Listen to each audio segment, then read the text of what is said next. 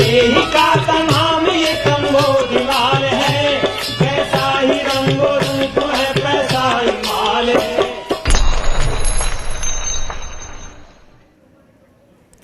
नमस्कार, मैं हूं शुभम शंकरधर। आप देख रहे हैं मनी 9। समय हो गया है मनी सेंट्रल का। मेरे साथ स्टूडियो में मनी 9 के एडिटर अंशुमान तिवारी जी जुड़ गए हैं। सर, बहुत स्वागत है आपका। बैठक से क्या निकल रहा है जीएसटी काउंसिल की, यही आज की बड़ी खबर है सर?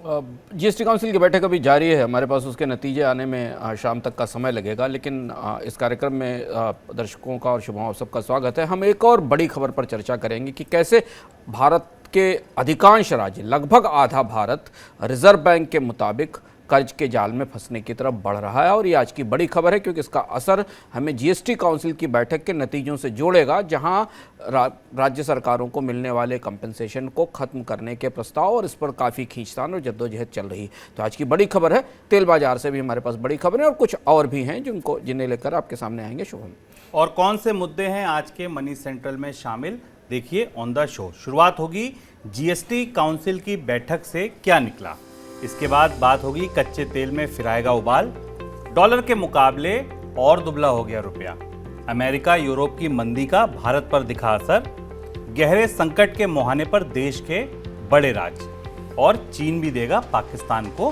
कर्ज। जी हां, आईएमएफ के बाद चीन पाकिस्तान को कर्ज दे रहा है, किन शर्तों पर दे रहा है, कैसे दे रहा है, ये बात करेंगे अंशुमान जी से। लेकिन शुरुआत जीएसटी काउंसिल की बैठक से। जीएसटी काउंसिल की बैठक चंडीगढ़ में चल रही है। पहले दिन की बैठक के बाद जो जानकारियां छन के सामने आ रही हैं, उनके मुताबिक राज्यों के कंपनसेशन बढ़ाने, टैक्स की दरों में इजाफा करने समेत कई मुद्दों पर चर्चा हुई पहले दिन।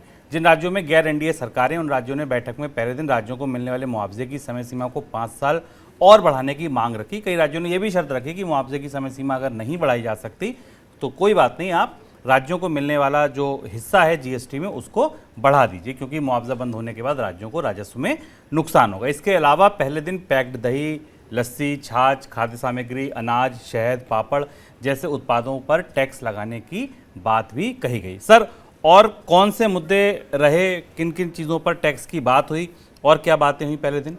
शुभम, जीएसटी काउंसिल की बैठक अभी चल रही है। जो सूचनाएं हमारे पास आ रही हैं उसमें दो महत्वपूर्ण हिस्से हैं जो हमारी जेब पर और टैक्स पर असर करेंगे। एक जीएसटी काउंसिल की फिटमेंट कमेटी की रिपोर्ट थी, जिसने इन्वर्टेड ड्यूटी स्ट्रक्चर, यानी कई सारे ऐसे उत्पाद या सेवाएं हैं जिन पर कच्चे माल और तैयार माल के बीच उत्पाद शुल्क जीएसटी के दरों में फ़र्क है, यानी कच्चा माल महंगा है पर ज़्यादा टैक्स है और तैयार माल पर कम है। इसे दूर करने के लिए एक सिफारिश की थी और एक मंत्रियों की समिति ने सिफारिश की थी। सबसे महत्वपूर्ण सिफारिशें इसमें थी तमाम रियायतें वापस लेने की। वो उस सिफारिश पर अमल होने के हमें संकेत मिले हैं। सूत्रों के मुताबिक पता चला है, चंडीगढ़ की बैठक से छनकर जो खबरें आ रही हैं उस हिसाब से कई सारे unbranded food items, package food items जिनको जीएसटी की छूट की लिस्ट में शामिल किया गया था, उन्हें वहां से बाहर निकाल दिया जाएगा। यानी लगभग उनके ऊपर 5% का जो बेसिक जीएसटी है वो आ जाएगा, वो दरों में शामिल हो जाएगा। जो चर्चा है उसमें दही के उत्पाद, कर्ड, लस्सी, चावल के विभिन्न उत्पाद, इन सारी चीज़ों को, पापड़, पनीर, हनी, फूड ग्रेन्स, ये सारी चीज़ें। फूड ग्रेन्स वाला मामला भी स्पष्ट नहीं, लेकिन अगर फूड ग्रेन्स को भी इसमें लाया जाता है तो ये एक बड़ा असर पड़ेगा, क्योंकि एग्जम्पशन लिस्ट में छटनी की गई। इसके अलावा होटल इंडस्ट्री से जुड़ी हुई कुछ कर दरों में बदलाव होने के संकेत मिल रहे हैं। एक और हिस्सा है ऑनलाइन गेमिंग और बाकी चीज़ों को लेकर, उस पर भी टैक्स की दर मैक्सिमम लेवल पर आने की संभावना है, जिस पर चर्चा चल रही है। स्पष्ट घोषणा आज शाम तक हमारे पास आएगी या रात तक आएगी। हम लोग चूंकि इसको दोपहर में रिकॉर्ड कर रहे हैं, तो रात तक हमारे पास स्पष्ट होगा कि जीएसटी के में दरअसल टैक्स ढांचे में क्या बदलाव किया गया है ये, और इस पर हम कल विस्तार से चर्चा करेंगे। दूसरी जो चीज़ है वो जीओएम की रिपोर्ट थी कि कई सारे उत्पादों को के स्लैब्स चेंज किए जाएं, यानी उन्हें कम टैक्स दरों वाले ढांचे से निकालकर ज़्यादा टैक्स दरों वाले ढांचे में ले जाया जाए। उस पर अभी स्थिति पूरी तरह स्पष्ट नहीं है कि क्या वो फैसला भी जीएसटी काउंसिल की बैठक में होगा या नहीं होगा। सर, कंपनसेशन को लेकर कई राज्य दबाव बनाने की कोशिश कर रहे हैं। क्या लगता है आपको, जीएसटी काउंसिल क्या कोई फैसले पे पहुंच पाएगा? किस तरीके का दबाव है? एक चीज तो इसमें संकेत जो भी मिल रहे हैं शुभम, कंपेंसेशन की पर स्पष्ट रूप से चर्चा नहीं आई बैठक में। हालांकि राज्य सरकारों ने, जैसा हमने बार बार कहा कि राज्य सरकारों के लिए इस समय सबसे बड़ा मुद्दा, सबसे महत्वपूर्ण मुद्दा जीएसटी से मिलने वाले कंपेंसेशन का बंद होना है और उसके बदले उन्हें क्या मिलेगा, उसकी क्षतिपूर्ति कैसे की जाएगी, ये कैसे तय होगा। इस दिशा में जीएसटी काउंसिल ने भी कोई संकेत नहीं दिया। हमारे पास कई सारे राज्य सरकारों के अलग अलग तरफ से जो बयान आए हैं और उन्होंने जो सुझाव दिए वो हमारे सामने आए हैं।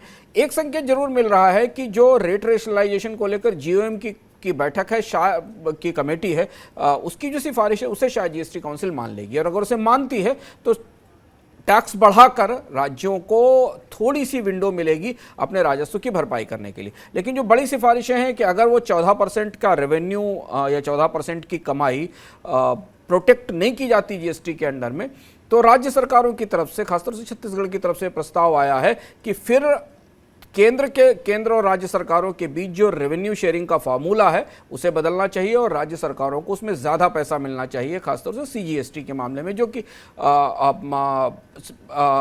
केंद्र सरकार राज्यों के साथ जिस राजस्व की हिस्सेदारी करती है। अब ये मामला अगर जीएसटी काउंसिल इसे निर्धारित करती है तो फिर पूरा का पूरा जीएसटी रेवेन्यू शेयरिंग का फार्मूला नए सिरे से वर्कआउट किया जाएगा। हालांकि अभी तक जीएसटी काउंसिल और वित्त मंत्रालय ने कंपेंसेशन पैकेज को लेकर कोई स्पष्ट संकेत नहीं दिए। बिल्कुल। विदेशी बाजार में कच्चे तेल की कीमतों में एक बार फिर से तेजी देखी जा रही है। ब्रेंट क्रूड का भाव $117 प्रति बैरल के करीब है। ओपेक समूह के प्रमुख तेल उत्पादक देशों यानी सऊदी अरब और यूएई की तरफ से प्रोडक्शन बहुत ज़्यादा बढ़ने की उम्मीद नहीं है, जिस वजह से कच्चे तेल के भाव बढ़ रहे हैं। सर, और क्या संकेत मिल रहे हैं? आने वाले दिनों में क्या कीमतें $120 के पार भी जा सकती हैं? हाँ जी, G7 की बैठक में जब कल चर्चा हो रही थी रूस के तेल के ऊपर कैपिंग को लेकर, जिस पर हमने विस्तार से चर्चा की थी, उसी बैठक में दो तीन चीज़ें चर्चा के लिए और आई। उस बैठक में फ्रांस की तरफ से ये बात कही गई कि ओपेक देश अभी अपने उत्पादन को एक सीमा से अधिक बढ़ाने की स्थिति में नहीं है। सऊदी अरब ने G7 के देशों को बताया है कि वो अपनी मैक्सिमम प्रोडक्शन कैपेसिटी पर खड़े हुए हैं, इससे आगे वो उत्पादन नहीं बढ़ा सकते। अमीरात ने बताया है, और सऊदी अरब उत्पादन में मामूली बढ़ोतरी कर सकता है। ये दोनों देश अभी मौजूदा स्तर पर जितनी मांग है बाजार में उसे पूरा कर पाने में असमर्थ हैं। इसके अलावा लीबिया, इक्वाडोर और इराक, ये जो तीन बड़े प्लेयर हैं जिनका बाजार में तेल आता था, वहाँ तीनों जगह उत्पादन में कई किस्म की दिक्कतें हैं। लीबिया में सुरक्षा संबंधी समस्याएं हैं, वहाँ पर राजनीतिक रूप से काफ़ी गहमागहमी है, और इक्वाडोर और इराक का उत्पादन पूरी तरह से नहीं आ रहा है। इसलिए आज सुबह से कल शाम से अंतर्राष्ट्रीय तेल बाजार में इस बात का माहौल बनने लगा कि अगर ओपेक देश अपने उत्पादन में बढ़ोतरी करने की स्थिति में नहीं आते हैं तो कच्चे तेल की कीमतें $120 के आसपास पहुंच जाएंगी। एक और चीज़ इसमें ध्यान रखना जरूरी है कि शुभम, अक्टूबर में वैसे भी ओपेक देशों का जो उत्पादन बढ़ाने का फैसला, उस पर उनको रिव्यू करना है, सामने आ रहा है, जिन्होंने साल भर के लिए किया था। उसके बाद क्या अगर तेल की कीमतें ऊपर जाती हैं तो ओपेक कैसे टिक पाएगा? ओपेक के भीतर क्या लोग, बाकी सदस्य देश अपने मन से उत्पादन बढ़ाने लगेंगे या उत्पादन में बढ़ोतरी करेंगे? ये एक सवाल बड़ा है। और एक और महत्वपूर्ण बात जो अंतर्राष्ट्रीय तेल बाजार में और भारत के संदर्भ में महत्वपूर्ण मानी जा रही है कि चूंकि 2016-17 के बाद दुनिया के प्रमुख तेल उत्पादकों ने अपने यहाँ तेल की क्षमताएं बढ़ाने के लिए, तेल की खोज बढ़ाने के लिए कोई बड़ा नया निवेश नहीं किया। रिफाइनिंग में भी कोई दुनिया में बड़े निवेश पिछले 7-8 साल में नहीं हुए। यूएस में शेल प्रोडक्शन बढ़ाने का जो दबाव अमेरिका की सरकार ने अमेरिका की तेल कंपनियों पर बनाया था, वो भी अभी कारगर नहीं है, क्योंकि तत्काल वो उत्पादन बढ़ाने की स्थिति में नहीं है। और ऐसी सिचुएशन में कच्चे तेल की कीमतों में दबाव बना रहेगा, बावजूद इसके कि रूस के साथ रूस के ऑयल प्राइसेस पे कैपिंग की कोशिश की जा रही है, और रूस का सस्ता कच्चा तेल बाजार में कितना आ पाएगा इसके बारे में भी स्थिति स्पष्ट नहीं हो पाई है। इस बीच कच्चे तेल का भाव बढ़ने से ओपेक देशों की कमाई में जबरदस्त उछाल आया है। तेल निर्यात से ओपेक देशों को होने वाली कमाई 77% बढ़कर $560 अरब तक पहुंच गई है। कच्चे तेल की कीमतों में आए उछाल से रुपया और कमजोर हो गया। $1 की कीमत 79 के स्तर तक पहुंच गई है। डॉलर के मुकाबले रुपए में गिरावट लगातार जारी है। सर, 80 तक के टारगेट आने लगे हैं, बोल रहे हैं कि 80 का टारगेट अब देखने को मिलेगा इसके बाद। लेकिन ये उम्मीद जताई जा रही है, दिखाई जा रही है कि हो सकता है रुपया यहाँ से बाउंस बैक करे या वापसी करे। क्या 80 का टारगेट ही एक ऐसा लक्ष्य है? अशोक, बाउंस बैक करने का या रुपए में वापस मजबूती लौटने के कोई मजबूत संकेत नहीं दिखते। रुपया किस वजह से गिर रहा है, इस पर इसे समझना जरूरी है। और इन दोनों और जिन परिस्थितियों की वजह से रुपए की कीमत में गिरावट आ रही है, उसमें सिर्फ एक ही ऐसी परिस्थिति है जो अगर बदलती है तो शायद रुपए को मजबूती मिल सकती है। घरेलू कारणों से जो गिरावट आ रही है वो गिरावट भारतीय बाजार से विदेशी निवेशकों के बाहर निकलने के कारण है, जो ऑलमोस्ट $5 बिलियन पर महीने की बिकवाली करके बाहर निकाल रहे हैं, जिसका दबाव बना। लेकिन वो बिकवाली उतनी बड़ी नहीं जितना भारत का विदेशी मुद्रा भंडार है। ज़्यादा गिरावट आ रही है दो वजहों से, कच्चे तेल की कीमतें बढ़ने के कारण और भारत का इम्पोर्ट बिल लगातार बढ़ते जाने के कारण। उसमें भी हम महंगा कोयला खरीदने को मजबूर हुए हैं, तो भारत के दोनों एनर्जी स्रोत के इम्पोर्ट के कारण है। इसमें कोई तात्कालिक तौर पर बदलाव नहीं होने वाला है। जितने भी हमारे पास एस्टिमेट्स आ रहे हैं वो $100 और $110 पर बैरल के आ रहे हैं, अनलेस एंड अनटिल दुनिया की अर्थव्यवस्था बहुत गहरी मंदी में न धंस जाए। लेकिन उस सिचुएशन में भी शुभम, अब बाजी ओपेक देशों के हाथ में रहेगी। वो अगर उत्पादन में डिमांड सप्लाई का मिसमैच देखते हुए कटौती कर देते हैं तो कीमतें वहीं बनी रहेंगी जितना, क्योंकि वो उस सप्लाई को रेगुलेट करते हैं। तो तेल की कीमतों में लगातार किसी बड़े क्रैश की या किसी तेजी से कमी की संभावना नहीं, जो रुपए की कमजोरी की एक बड़ी वजह है। और दूसरी बड़ी वजह है डॉलर का मजबूत हो जाना। फिलहाल अगर आप फेड रिजर्व का प्लान देखें तो फेड रिजर्व ने तो अगले 1-1.5 साल के लिए ब्याज दरों में बढ़ोतरी का प्लान बना दिया। तो फेड रिजर्व को पता है कि जैसे जैसे ब्याज दरें बढ़ेंगी डॉलर मजबूत होता रहेगा। तो डॉलर की मजबूती अभी कम से कम 6 महीने या साल भर तो चलती ही रहेगी, डॉलर इंडेक्स मजबूत होता रहेगा। ऐसी सिचुएशन में रुपए पर मौजूद दबाव कम होने की गुंजाइश कम दिखाई देती है। और इसलिए रिजर्व बैंक ने अलर्ट करते हुए, चाहे आप रिजर्व बैंक के बयानों को देखें या रिजर्व बैंक की तरफ से आई हुई समीक्षाओं को देखें, उसमें उन्होंने ये बार बार कहा है कि रुपए की में तेज गिरावट रोकने की कोशिश की जाएगी, लेकिन रुपया धीमे धीमे 10 पैसे 15 पैसे नीचे की तरफ लुढ़कता जाएगा। पर एक बड़ी बात यह कि 80 रुपए का डॉलर होना भारतीय अर्थव्यवस्था के लिए बहुत बड़ी चुनौती है, क्योंकि यहाँ से हमारे लिए एक आयातित महंगाई का, या इम्पोर्टेड इन्फ्लेशन का एक दुष्चक्र शुरू होता है, जिससे उभरना हमारे लिए मुश्किल है। हम लोग इकोनॉमिका में इस बात पर चर्चा कर चुके हैं कि भारत की WPI में इस समय, भारत की थोक महंगाई में, होलसेल प्राइस में इंपोर्टेड इन्फ्लेशन का हिस्सा 60% से ऊपर, मतलब हमारी थोक महंगाई का 60% हिस्सा डॉलर के मजबूत होने और रुपए के कमजोर होने के कारण आ रहा है। बिल्कुल। इस बीच अमेरिका और यूरोप में मंदी की आशंका भारतीय निर्यातकों के लिए मुश्किल पैदा कर सकती है। भारत से वस्तु निर्यात करने वाले कारोबारियों को मिलने वाले ऑर्डर पिछले साल की तुलना में 10 से 20% तक घट सकते हैं। जिन वस्तुओं के निर्यात में कमी की आशंका है उनमें मुख्य रूप से लेदर, टेक्सटाइल शामिल है। निर्यात में कमी की परिस्थिति ऐसे समय में बनती दिख रही है जब देश में रूस यूक्रेन युद्ध के कारण आयात बिल बढ़ा हुआ है और चालू खाते घाटा भी बड़ी चुनौती बनकर उभर रहा है। सर, रुपए में गिरावट एक अच्छी खबर अगर किसी के लिए मानी जाती है तो बस निर्यातकों के लिए मानी जाती है, बट यहाँ तो निर्यातकों को कोई फायदा नहीं मिल पा रहा है। शुरुआती दिनों में हमने देखा कि रुपए में गिरावट का फायदा मिला। जैसे टेक्सटाइल एक्सपोर्ट को देखिए, टेक्सटाइल एक्सपोर्ट पिछले साल 20% बढ़ा था, 20% की बढ़ोतरी दिखाई दी थी, और उसी का असर हमें भारत के निर्यात के ताज़ा आंकड़ों में दिखाई दिया जो जनवरी फरवरी के बाद से। लेकिन अब 2-3 बड़ी चीज़ें हैं। एक तो महंगाई के कारण जो कॉस्ट है वो ज़्यादा है, प्रोडक्शन कॉस्ट भी बढ़ रही है और उनकी कॉम्पिटिटिवनेस भी कम हो रही है, और वो जो प्रोडक्शन कॉस्ट बढ़ी हुई है वो रुपए से में गिरावट का जो फायदा है उसको बैलेंस कर रही। और दूसरी चीज़ है कि अंतर्राष्ट्रीय बाजारों में भी डिमांड किल करने का या डिमांड कम करने का ही अभियान चल रहा है। जैसे आप कर्ज महंगा करते हैं वैसे वैसे डिमांड कम होती, तो उसका असर हमें भारत के निर्यात पर दिखाई दे रहा है। जिस बात की तरफ शुभम आपने जिक्र किया वो ज़्यादा बड़ी चिंता की बात है कि भारत का व्यापार घाटा यानी आयात और निर्यात का फर्क रिकॉर्ड लेवल पर पहुंच चुका है, 142-146 बिलियन डॉलर के आसपास है। और ये भरपाई के लिए भारत के पास विदेशी मुद्रा के स्रोत बहुत सीमित हैं, और उनमें निर्यात में बढ़ोतरी एक रास्ता था जिससे कि विदेशी मुद्रा आ रही थी। अब यहाँ बड़ी दुविधा है। कुछ और ऐसी चीजें जिनका निर्यात होना था, जैसे स्टील, उस पर सरकार ने प्रतिबंध लगा दिया। गेहूं जिसका निर्यात रोका गया क्योंकि भारतीय बाजार में उसकी कीमतें बढ़ रही थी। तो अगर मांग वापस नहीं लौटी, जिसको लौटने में 1 से 1.5 साल लगेगा, तो निर्यात के लिए ये चुनौतियां बनी रहेंगी कि अंतर्राष्ट्रीय बाजार में प्रतिस्पर्धी कैसे रहें। बिल्कुल, और जैसा जिक्र किया अंशुमान जी ने, स्टील कंपनियों के निर्यात टूटने का जिक्र किया, इसकी वजह से कंपनियां तय समय से पहले प्लांट को मेंटेनेंस के लिए शटडाउन करने पर विचार कर रही हैं। इसकी वजह दरअसल कंपनियों की ओर से प्रोडक्शन को घटाकर अपने स्टॉक को खपाना है। महंगाई थामने के लिए सरकार की ओर से स्टील पर एक्सपोर्ट ड्यूटी को बढ़ाया गया, जिससे निर्यात मांग को तो चोट पहुंची ही, साथ ही इसका असर घरेलू मांग पर भी हुआ। स्टील के भाव इस साल अप्रैल में अपनी रिकॉर्ड ऊंचाई से 22% तक गिर चुके हैं। आगे कीमतों में और गिरावट आ सकती सकती है, ऐसी संभावना के चलते कंपनियां बड़ी मात्रा में स्टील के ऑर्डर लगाने से परहेज कर रही हैं। सर, स्टील कंपनियों के लिए कितनी बड़ी मुश्किल है? घरेलू मांग इसलिए टूट रही है कि भाई भाव और गिर सकते हैं, निर्यात मांग इसलिए टूट रही है कि टैक्स बढ़ गए। हाँ, स्टील सेक्टर में एकदम पूरा जैसे पूरा माहौल ही बदल गया। फरवरी मार्च में हमने देखा कि स्टील की कीमतें रिकॉर्ड ऊंचाई पर थीं।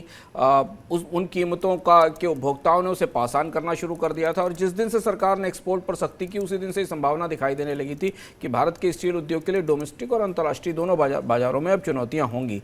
और फिलहाल जो आउटलुक स्टील का मिल रहा है वो बहुत स्टेबल आउटलुक नहीं है, और शायद उसी को देखकर स्टील कंपनियों ने अपने उत्पादन में को शटडाउन में डाला है। ये कोशिश ये भी है कि शायद बाजार में थोड़ी शॉर्टेजेस होंगी तो डिमांड में और कीमतों में कुछ थोड़ा बढ़ोतरी का फायदा मिलेगा। लेकिन फिलहाल भविष्यवाणियां स्टील सेक्टर को लेकर अगले 5-6 महीने की मांग कम होने की ही हैं।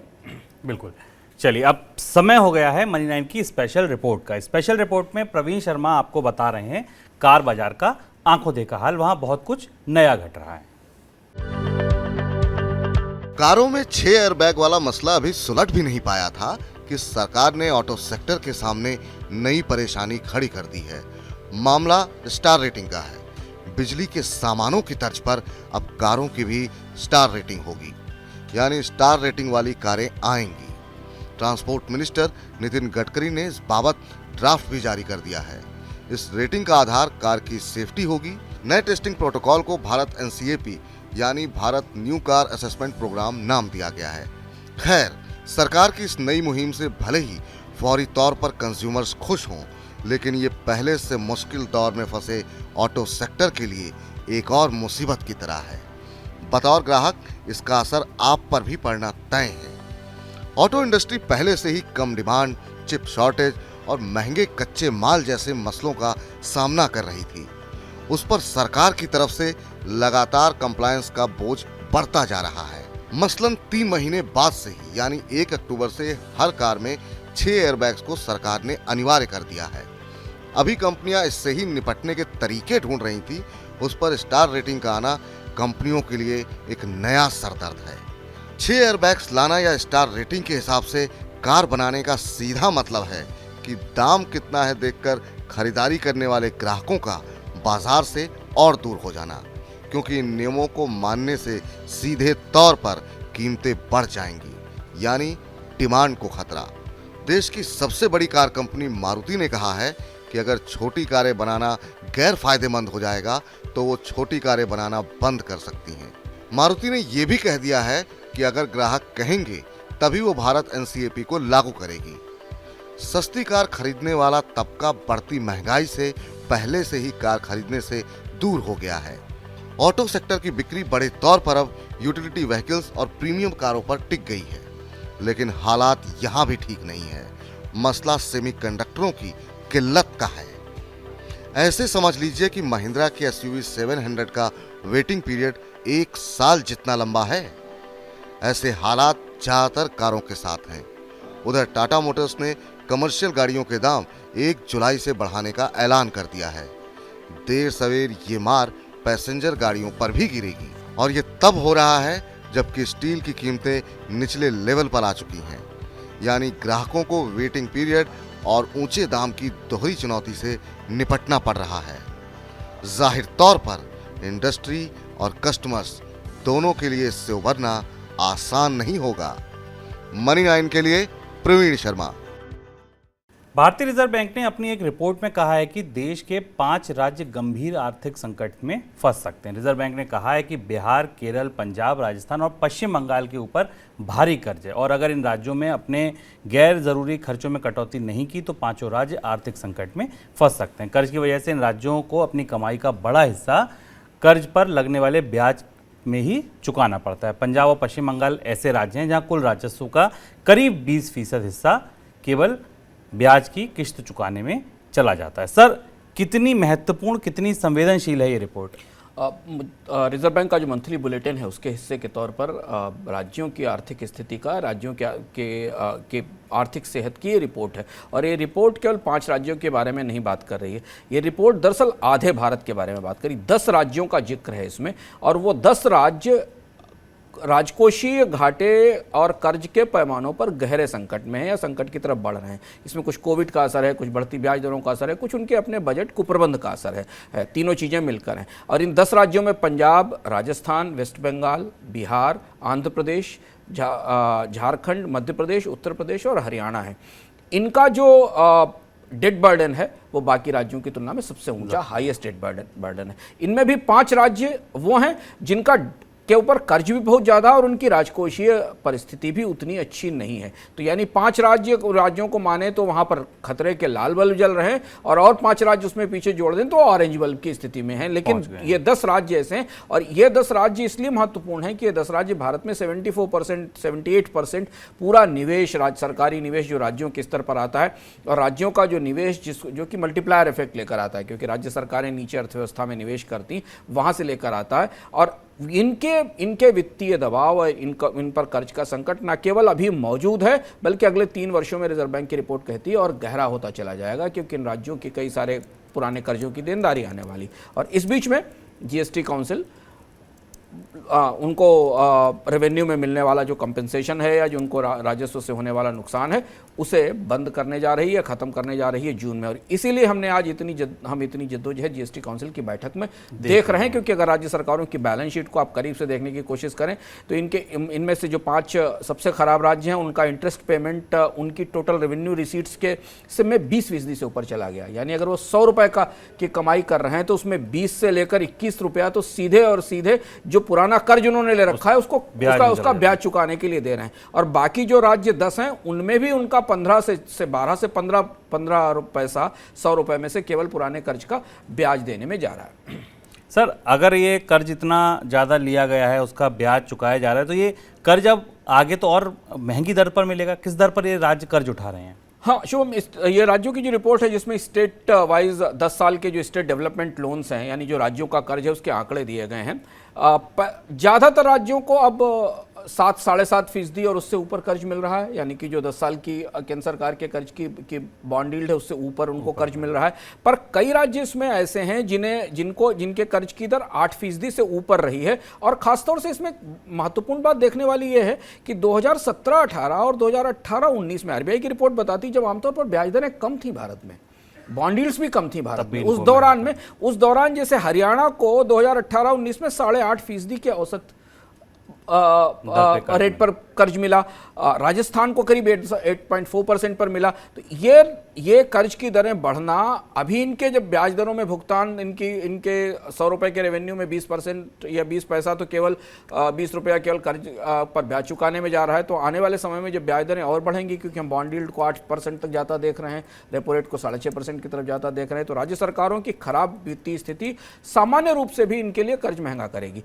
और असामान्य रूप से महंगा क्यों करेगी? क्योंकि जिस राज्य की आर्थिक परिस्थिति ज्यादा खराब होती है उसे और ज्यादा महंगा कर्ज मिलता है, और बैंक इस मामले में कोई रियायत नहीं करते। तो अगर आप ये 10 राज्य माने तो रिजर्व बैंक ने एक तरह से रिपोर्ट लाकर इन राज्यों को कर्ज देने वाले बैंकों को ये बता दिया है कि ये 10 राज्य खतरे का निशान पार कर चुके हैं। यानी इनके ऊपर पैसा लगाना और इनको कर्ज देना किसी भी आने वाले समय में चुनौती की वजह बन सकता है। और ये रिपोर्टें बताती है कि इनके लिए आने वाले समय में कर्ज लेना और कर्ज की सर्विसिंग करना बड़ी समस्या होगा। सर, फिर ये सॉल्यूशन कहाँ से निकलेगा, रास्ता कहाँ से निकलेगा? कर्ज घटाने के लिए राज्यों को क्या करना होगा, और वो भी इस रोशनी में कि कंपनसेशन भी बंद हो रहा है? हाँ, अब यहीं से वो बात लौट कर आती है, और जिसकी जद्दोजहद हम जीएसटी काउंसिल की बैठक में देख रहे हैं। राज्य सरकारों को केंद्र सरकार की तरफ से बहुत ज़्यादा कुछ राहत मिलने की उम्मीद नहीं है। इसलिए हम देखेंगे कि उत्तरोत्तर जो 3-4 बड़ी चीज़ें हैं जहाँ राज्य सरकारों ने अभी तक टैक्स नहीं बढ़ाए थे, बिजली दरें नहीं बढ़ाई थी, वो बढ़ना शुरू होंगी। जीएसटी के बाहर जो हिस्सा बचा हुआ है उसमें उस पर टैक्स बढ़ाने की नौबत आएगी। बल्कि ये परिस्थिति इन 10 राज्यों को जीएसटी का अनुशासन तोड़ने की तरफ ले जा सकती है। इसके अलावा कोई ऑप्शन नहीं, क्योंकि हम उस स्थिति की तरफ जा सकते हैं जहां राज्य सरकारों के, जब आरबीआई कह रहा है कि वो उनका कर्ज खतरे के निशान से ऊपर निकल चुका है और उनके पास रेवेन्यूज लगातार गिर रहे हैं, तो राज्य सरकारें हो सकता है कई अब सुप्रीम कोर्ट की तरफ से उनके हाथ भी खोल दिए गए हैं, सुप्रीम कोर्ट के फैसले में उनको इजाजत भी मिल गई। तो हो सकता है कि राज्य सरकारें कुछ और चीज़ों पर जो जीएसटी के दायरे में उन पर भी बढ़ाएं, क्योंकि टैक्स बढ़ाए बिना या तो टैक्स बढ़ाया जाए या राज्य सरकारें अपने खर्च को कम करें। खर्च हम अगले सवाल के जवाब में देखने की कोशिश करेंगे कि राज्य सरकारें खर्च कम क्यों नहीं कर पा रही हैं। जब तक पूरा का पूरा वित्तीय अनुशासन नहीं बदलेगा, सरकारों के फालतू खर्च नहीं रुकेंगे, तब तक ये कर्ज चुकाना और एक घाटा कम नहीं होगा। तो होगा यही कि हमारे आपके ऊपर राज्यों की तरफ से नए टैक्स का बोझ बढ़ेगा। सबसे बड़ी फॉल्ट लाइन क्या है सर, जो आरबीआई को इस रिपोर्ट में आपको समझ आई कि सबसे बड़ी फॉल्ट लाइन ये दिख रही है आरबीआई को? दो सबसे बड़ी फॉल्ट लाइन है शुभम। एक सबसे बड़ी फॉल्ट लाइन इस रिपोर्ट में है पेंशन पेमेंट्स, जो सबसे बड़ी चीज़ है। लगभग जो मैं आंकड़ा खोलकर पढ़ने की कोशिश कर रहा हूँ उस हिसाब से राज्यों की जो पेंशन पेमेंट्स हैं वो लगभग उनके टोटल एक्सपेंडिचर का औसत 12.4% हो गए। अब आप सोचिए, राज्य सरकारें औसतन 12 से 15% इंटरेस्ट पेमेंट पर खर्च कर रही हैं और लगभग उतना ही पैसा औसतन, अगर आप खराब आर्थिक स्थिति वाले राज्यों को हटा दें तो 2017-18 से 2021-20 के बीच एवरेज राज्यों का जो पेंशन एक्सपेंडिचर था वो अकेले 12.4% के आसपास था राज्यों का। कुछ राज्यों का इससे काफ़ी ऊपर, इससे ज़्यादा। ये एक बड़ी फॉल्ट लाइन है, ये दूर होने वाली नहीं है। और दूसरी तरफ राज्य सरकारें नई पेंशन स्कीम बंद करके पुरानी पेंशन स्कीम की तरफ जाना चाहती हैं, तो ये एक बड़ा दबाव और राजनीतिक रूप से बहुत संवेदनशील मुद्दा है, दबाव भी है। और चुनाव जीतने के लिए और चुनाव लड़ने के लिए इस तरीके के फैसले लिए जाते हैं जो बाद में खजानों पर भारी पड़ते हैं। दूसरी महत्वपूर्ण चीज है राज्यों की सब्सिडीज और फ्रीबीज।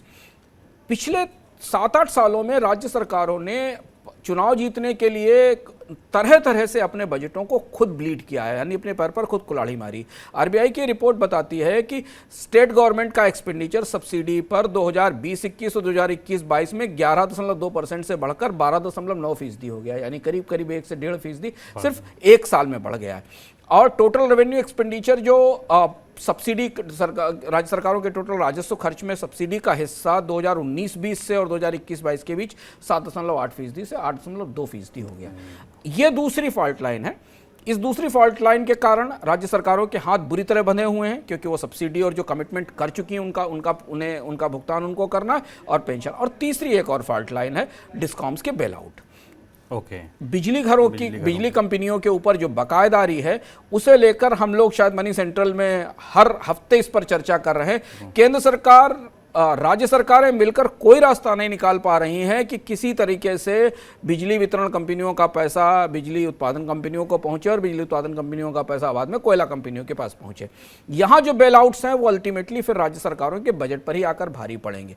तो यहाँ ये सुधार का रास्ता या जो संभावना है कि यहाँ फिलहाल तो बिजली दरें बढ़ाई जाएंगी, पर जो पिछला बकाया है, जो पैसा पीछे का है, उसे चुकाने के लिए या तो राज्य सरकारों को नए कर्ज लेने पड़ेंगे, तभी वो अपनी डिस्कॉम्स की हालत सुधार सकती, या वो घाटे को, उनके नुकसान के कीचड़ को अपने खाते में लेना पड़ेगा। और दोनों ही परिस्थितियों में जिस बात से हमने शुरुआत की थी कि इन 10 राज्यों की वित्तीय स्थिति और ज्यादा खराब हो सकती है, वो दोनों स्थितियों में खराब होगी। ये रिजर्व बैंक की रिपोर्ट हमें बताती है। बिल्कुल, और ये इस सबके रास्ते यहीं आके खत्म होते हैं कि आम जनता पर और ज्यादा टैक्स की मार लगेगी।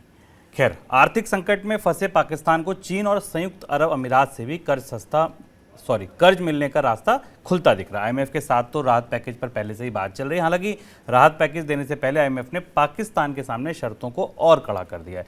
आईएमएफ ने पाकिस्तान को बिजली की दरों को बढ़ाने और पेट्रोल डीजल को और महंगा करने के लिए कहा है। सर, आईएमएफ की शर्तें तो पता चल गई, ये जो चीन से और यूएई से कर्ज मिल रहा है, इसमें क्या नई शर्तें लगाई हैं?